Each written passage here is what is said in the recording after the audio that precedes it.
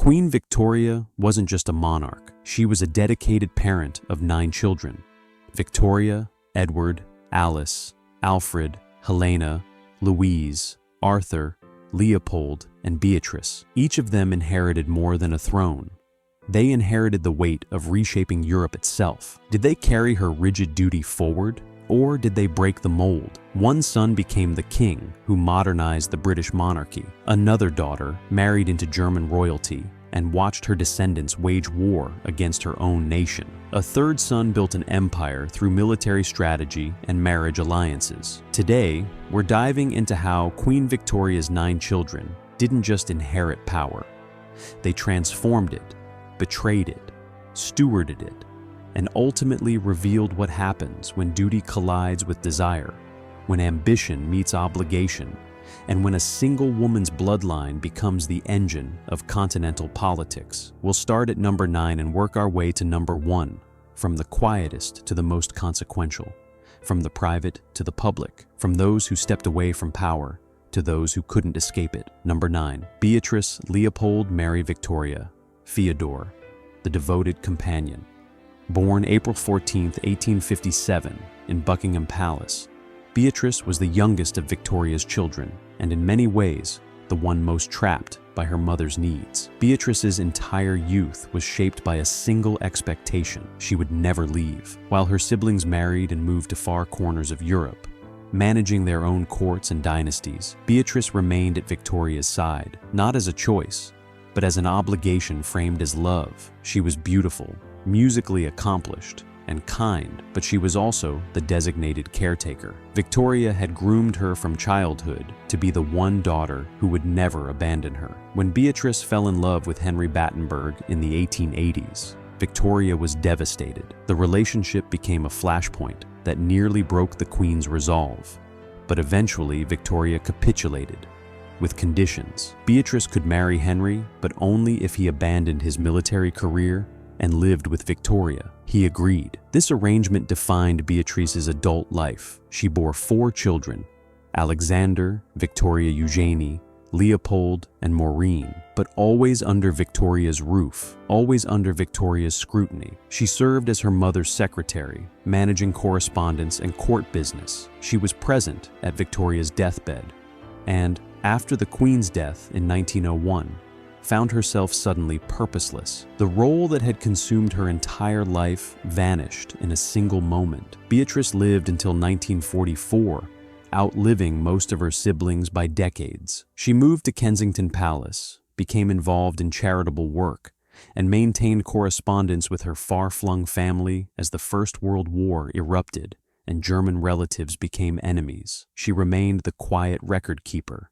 the historian of her own family, publishing edited volumes of Victoria's letters. In her later years, she became a living, linked to the Victorian era, a woman who had conversed with presidents, artists, and statesmen, yet spent her most productive years in service to a single person. Number 8, Leopold George Duncan Albert, the fragile heir. Born April 7, 1853, Leopold was Victoria's 4th son and the child most wounded by his own body. Leopold suffered from hemophilia, a blood disorder that made him vulnerable to severe bleeding from even minor injuries. In an era without modern medical treatment, this was a death sentence lived on borrowed time. Victoria was fiercely protective of him, perhaps overprotective.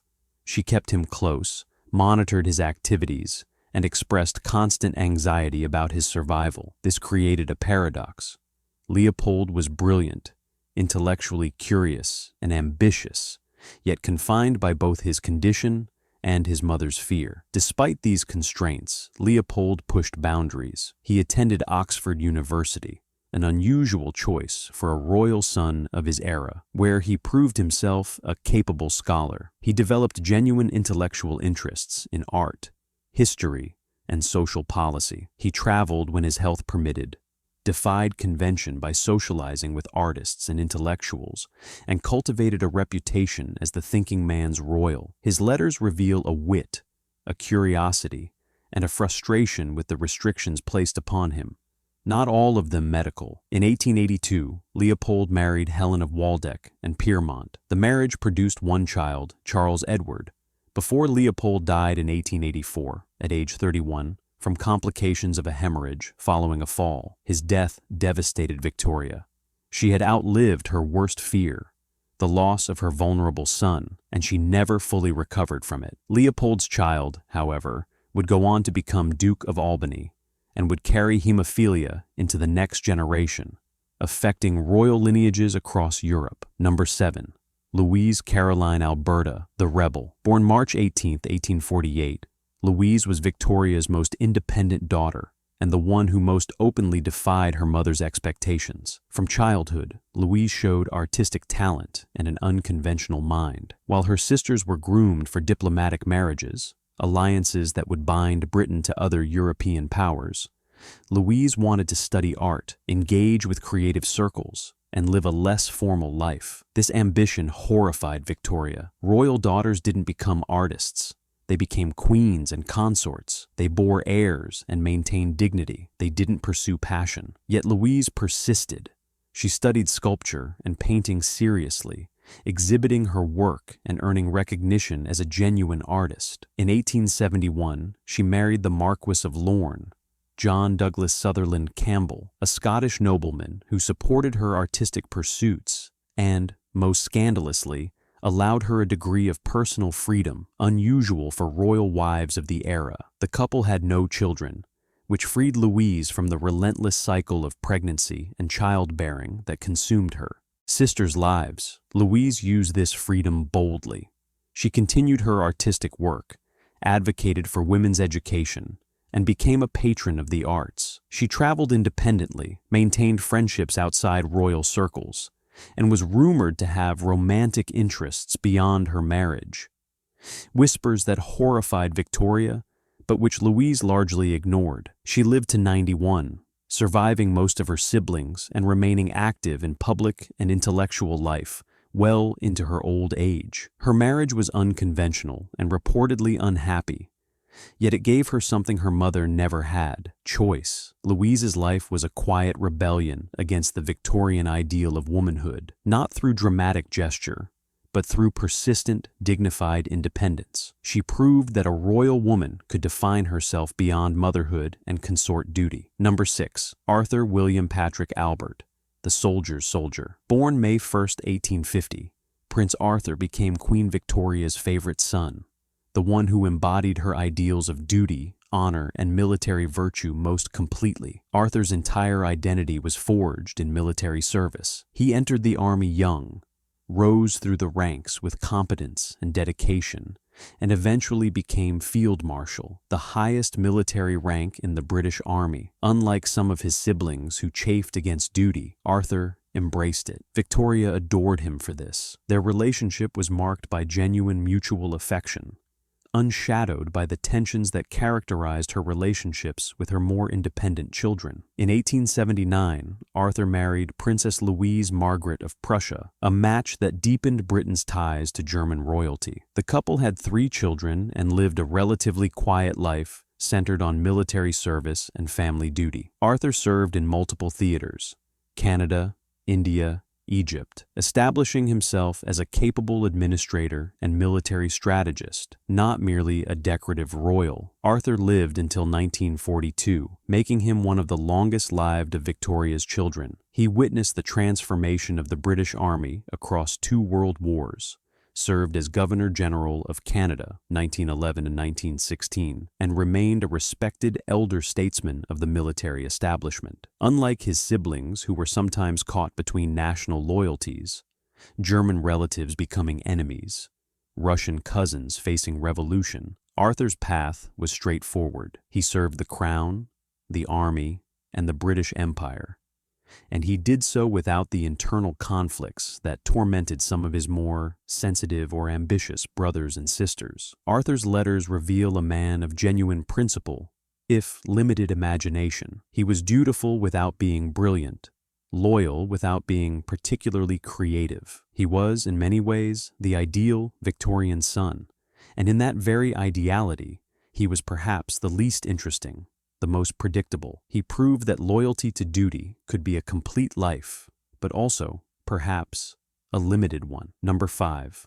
Helena Augusta, Victoria, the administrator. Born May 25, 1846, Helena occupied a middle position in Victoria's family, neither as rebellious as Louise nor as compliant as Beatrice, neither as accomplished as Edward nor as tragic as Leopold. Helena married Prince Christian of Schleswig-Holstein in 1866, a union that kept her closer to home than most royal daughters. The couple lived in or near court, and Helena became increasingly involved in the administrative and charitable work of the monarchy. She was intelligent, practical, and genuinely interested in institutional reform. While not as intellectually prominent as some of her siblings, she possessed a kind of steady competence that made her invaluable to Victoria's court. Helena founded and championed several charitable organizations, particularly those focused on nursing and medical care. She was a patron of the Royal British Nursing Association and worked to professionalize nursing as a respectable career for women, a progressive stance that reflected her intelligence and social awareness. She bore 5 children and managed a complex household while maintaining her charitable interests. Helena lived until 1923, long enough to see the monarchy navigate the First World War, a conflict that pitted her German in-laws against her British family. She managed this tension with quiet dignity, never publicly taking sides, but privately acknowledging the tragedy of cousins at war. Her later years were spent observing the transformation of the world she had known, watching as the certainties of the Victorian era crumbled into the chaos of modernity. Number 4. Alfred Ernest Albert, the naval prince. Born August 6, 1844, Alfred was Victoria's second son, and like Arthur, a military man, but a different kind of warrior. Where Arthur found his identity in the army, Alfred built his life around the Navy. Alfred entered naval service young and pursued it with genuine passion. He was a capable officer, respected by his crew and peers, and he served with distinction across multiple postings. Unlike some royals who treated military service as ceremonial duty, Alfred engaged seriously with the technical and strategic challenges of naval command. He was ambitious, sought promotion through merit as well as rank, and cared genuinely about naval policy and innovation. In 1874, Alfred married Marie Alexandrovna, daughter of the Russian Tsar, a union that made him one of the most internationally connected members of Victoria's family. The couple had 2 children and lived a life divided between Britain and Europe, navigating the complex politics of multiple royal courts. Alfred became Duke of Edinburgh, and, later, Duke of Saxe-Coburg and Gotha, inheriting vast estates and wealth through his wife's family connections. Yet Alfred's life was marked by personal unhappiness. His marriage, while politically advantageous, was reportedly troubled. He struggled with the tension between his identity as a naval officer and his role as a duke overseeing German estates. He developed a reputation for heavy drinking and, in his later years, became increasingly isolated from his family. He died in 1900, at age 55, the first of Victoria's children to predecease her, a blow that deeply affected the aging queen. Number 3.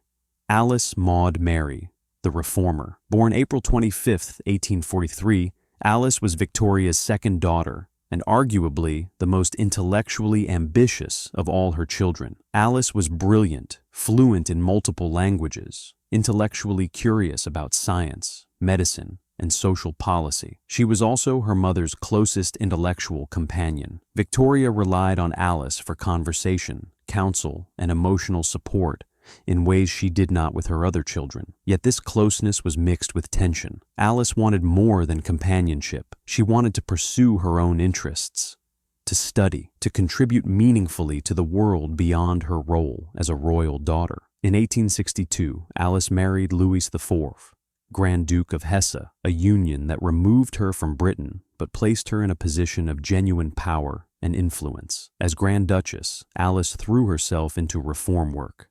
She founded nursing schools, advocated for public health improvements, and worked to modernize the Grand Duchy's social institutions. She was, in many ways, ahead of her time, a royal woman who saw her position not as an ornament, but as a platform for substantive change. Alice bore 7 children, including Ernest Louis, who would become the Grand Duke, and Victoria of Battenberg, whose descendants would populate the thrones of Europe. Yet her life was marked by tragedy. In 1873, diphtheria swept through her household.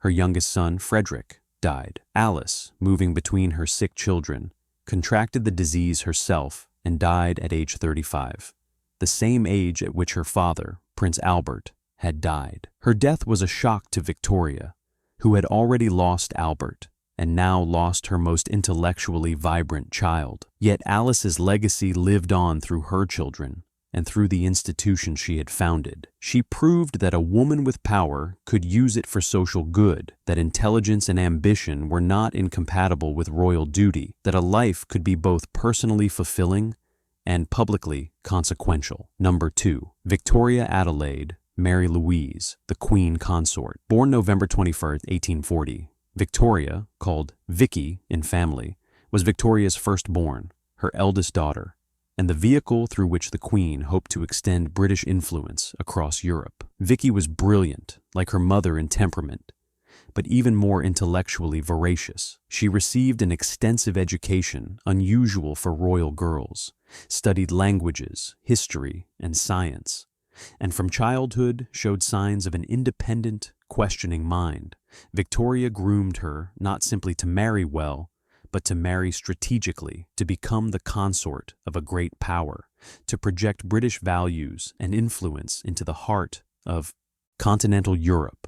In 1858, at age 17, Vicky married Frederick William, heir to the Prussian throne. The marriage was intended as a dynastic anchor, a way to bind Britain and Prussia together, and to ensure that a sympathetic Anglophile influence would shape German policy for generations. For a time, it seemed to work. Vicky became Crown Princess of Prussia, and later Empress of Germany when Frederick ascended to the throne in 1888. Yet Vicky's life became a tragedy of competing loyalties. She loved her German home and her husband, yet she remained emotionally bound to Britain and her mother. She bore 9 children, including Wilhelm, the future Kaiser Wilhelm II, whose ambitions would eventually lead to war against Britain. She watched her husband, Frederick, die of throat cancer in 1888 after only 99 days as emperor, leaving her widowed and politically sidelined in German court politics. Forced into the background by her son,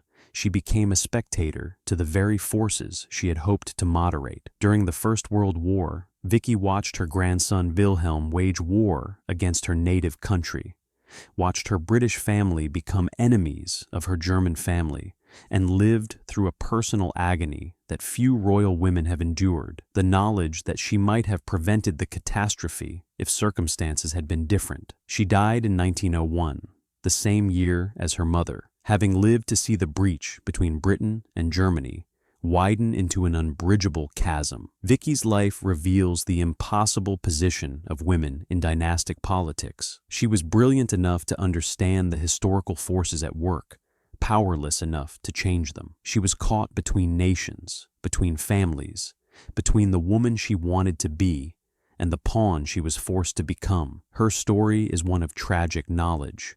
She saw the future and could not prevent it. Number 1. Edward Albert. Edward, the modern monarch. Born November 9, 1841, Edward was Victoria's firstborn son, the heir to the throne, and the man who would fundamentally reshape the British monarchy in the early 20th century. Edward's relationship with his mother was fraught from the beginning. Victoria had idealized her late husband, Prince Albert, and she expected Edward to become his spiritual successor, thoughtful, learned, dutiful, self-restrained. Instead, Edward was sociable, pleasure-loving, and restless. He wanted to engage with the world, to travel, to experience life, to pursue his own interests. Victoria saw this as weakness, as a betrayal of the values Albert had embodied. She kept him excluded from power and responsibility, even as he aged, fearing that without rigorous control, he would squander the throne. Edward was trained for kingship, but denied the practice of it. He served in the military, traveled extensively, became involved in philanthropic work, and cultivated a vast circle of friends and advisors. He was charming, witty, and genuinely interested in people and ideas. He was also, by all accounts, a man of significant appetites. He pursued women, gambled, and lived a life that scandalized the rigid morality of the Victorian court. Victoria despaired of him, yet she could not deny his genuine capability and intelligence. When Victoria died in 1901, Edward ascended to the throne as Edward VII at age 59. His reign lasted only 9 years, but in that brief time, he transformed the British monarchy. He ended the Queen's retreat from public life and returned the crown to the center of social and diplomatic engagement. He traveled throughout Britain and Europe, using his personal charm and genuine interest in people to strengthen diplomatic ties. He sponsored social reforms, supported advances in technology and science, and modernized the court. He transformed the image of the crown from austere and distant, Victoria's legacy, to accessible and engaged. Edward's reign saw the flowering of what became known as the Edwardian era, a period of cultural vitality, artistic innovation, and social change. He cultivated friendships with artists, writers, and intellectuals. He promoted the arts, supported new technologies like automobile racing and aviation, and positioned the crown as the patron of modern progress rather than the guardian of Victorian rigidity. Yet Edward's life was also marked by persistent tension between duty and desire. He was never entirely freed from the weight of his mother's expectations, never entirely comfortable with his own nature. His relationships were complicated. He was married to Queen Alexandra, a woman he respected and cared for, yet he maintained a long-standing mistress in the form of Alice Keppel, a woman who seemed to offer him the emotional intimacy and freedom he could not find within the constraints of royal marriage. Edward died in 1910. Just 9 years into his reign. He was succeeded by his son George V, yet in those 9 years, he had fundamentally altered the trajectory of the British monarchy. He proved that kingship could be modern without losing dignity, that the crown could engage with contemporary culture without compromising its authority, that a man of appetites and genuine human interest could be an effective and beloved sovereign. Edward's reign marks the crucial pivot point between the Victorian and modern eras. Where Victoria looked backward, Edward looked forward. Where Victoria retreated from the world, Edward engaged with it. Where Victoria demanded absolute compliance with duty, Edward demonstrated that duty could be lived with authenticity and humanity. He was not the son Victoria wanted, but he was precisely the king his era needed. Queen Victoria's reign lasted 63 years, but her true legacy wasn't locked in her lifetime. It lived in her 9 children, and their children, and theirs. By the early 20th century, Victoria's grandchildren occupied thrones across Europe: Britain, Germany, Russia, Romania, Spain, Norway, Sweden, and Greece. They were cousins who loved each other and cousins who went to war. They embodied the tension between the Victorian ideal of duty, honor, and family loyalty, and the brutal realities of nationalism, ambition, and survival.